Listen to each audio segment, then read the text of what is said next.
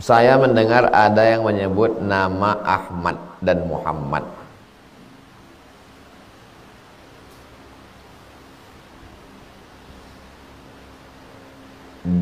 Tidak disentuh dan masuk neraka. Begitu juga orang tuanya diselamatkan dari neraka jika anaknya bernama Ahmad dan Muhammad.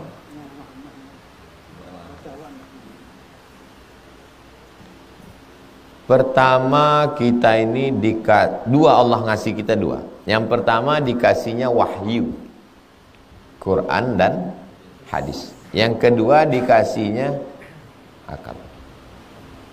Andai tidak ada wahyu, tak ada Quran, tak ada hadis, pakai akal aja lah dulu. Siapa yang namanya Ahmad tak disentuh api neraka? Masuk akal nggak? Tak usahlah pakai Quran dulu ya, tak usah pakai hadis.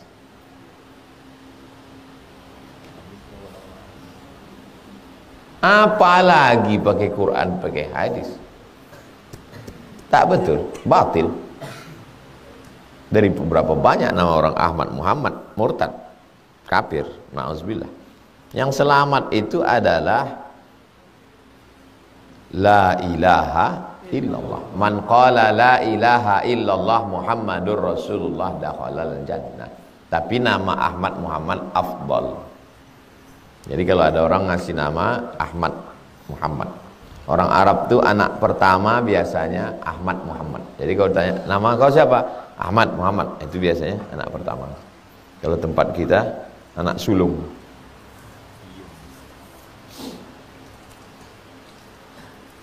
Syarat sah solat menghadap kiblat.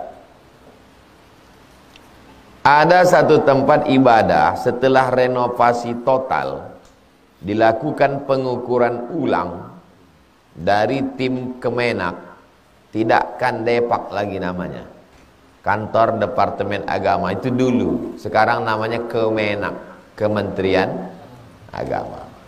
Yang menangani masalah ini namanya LBHR, Lembaga Badan Hisab dan Ru'yah. Hubungi Ustadz Asrori, Ketua MDI. Masjid tempat kami itu diukur oleh LB. Datangkan alatnya, dipatuknya. Ini dia. Nah. Berubah cukup banyak serongnya.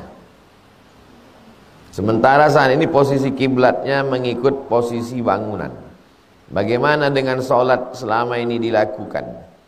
Innallaha tajawaza an ummati, Allah mengampunkan umatku ma akhta'a wa nasya, yang tersilap, tersalah, tak tahu dan terlupa. Jamaah tak tahu, tak mungkin dia sholat membawa alat, ikut aja dia. Tapi pengurus bertanggung jawab di hadapan Allah. Bawa LBHR. Saya tak memandai-mandai. Jadi kalau saya mandai-mandai disalahkan orang, maka bawa, serahkan pada yang ada ilmunya. Lembaga Badan Hisab Ru'yah. Itu bukan hanya menetapkan satu Ramadan, tapi juga menetapkan arah kiblat. Apakah sah sholatnya? Allah mengampuni kalau dia heboh-hebohnya mengukur arah kiblat ini gara-gara tsunami Aceh. Tsunami Aceh tahun 2004, 20 tahun yang lalu. Sebelum itu tak ada heboh. Ada satu profesor di ITB yang membuat sebuah teori bahwa bumi ini, kata dia, ada keraknya. Kerak bumi ini ada patahan. Kerak ini dengan kerak ini bertemu pada patahan. Satu patahannya itu di Aceh. Bergeser patahannya itu di tengah laut. Waktu bergeser di tengah laut itulah air itu menyebabkan, waktu dia bergeser turun air pantai. Itulah ikan yang lompat-lompat di. Habis itu naik air itu lagi. Itu teori tsunami. Lalu kata dia, karena patahan ini bergerak, maka semua permukaan bumi di Indonesia juga ikut bergeser, kata dia.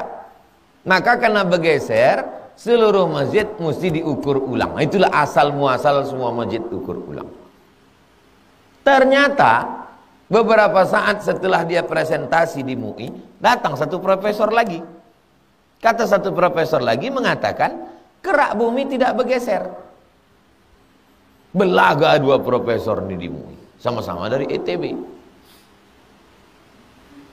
Setelah saya pikir-pikir, tak bergeser. Kenapa? Karena Masjid Akramun Nas yang di Jalan Ronggo Warsito, tempat saya mengajar dulu, itu miring ini arah masjid menjadi begini. Tapi An-Nur tak bergeser. Kalau memang kerak bumi bergeser, masa dari An-Nur ke Ronggo bergeser? Kalau memang bergeser lah kerak bumi, berarti satu Pekanbaru ini lah bergeser. Kenapa cuma Masjid Ronggo yang bergeser, An-Nur tak bergeser? Berarti bukan bergeser, salah ukur dari awal. Jelas? Karena heboh-heboh ini, maka imam besar Masjid Istiqlal, namanya Profesor Dr. Ali Mustafa Yaakob, mengeluarkan sebuah tulisan.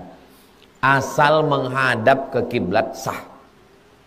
Tulis nanti di Google, Kiai Haji Profesor Ali Mustafa Yaakob tentang arah kiblat. Karena waktu itu heboh, ini ceritanya 20 tahun yang lalu, heboh. Datanglah Kiai Haji Syekh Ali Mustafa Yaakob, ahli hadis, murid langsung dari Syekh Muhammad Mustafa Al-Azami yang punya Darus Sunnah Jakarta. Maka kata dia, asal menghadap ke arah kiblat sah, untuk meredam kehebohan-kehebohan. Nah, jadi saya ceritakan ini supaya tahu kronologisnya kenapa bisa heboh ini. Zaman dulu kita kalau singgah ke rumah Pak Cik Makcik, Makcik numpang sembahyang yo, ya. Nah, dikasihnya kita sarung sama peci. Kemana arah kiblat nih? Matahari mati ke kanan sikit. Matahari mati maksudnya matahari tenggelam. Ke kanan sikit gitu. Asal matahari mati kanan sikit gitu. Asal udah ke arah itu sah lah itu udah. Tidak senjelimet seribet yang kita pikirkan. Tapi untuk masjid perlu diukur ulang supaya tidak menimbulkan konflik. Kenapa jamaah sampai pecah dua? Karena banyak anak-anak muda ini petantang petenteng langsung ambil Google Map, Google Earth, tembak Ka'bah. Kasih spidol. Tap, tap, tap. Semua kalian ini salah. Tersinggunglah yang tua-tua tadi.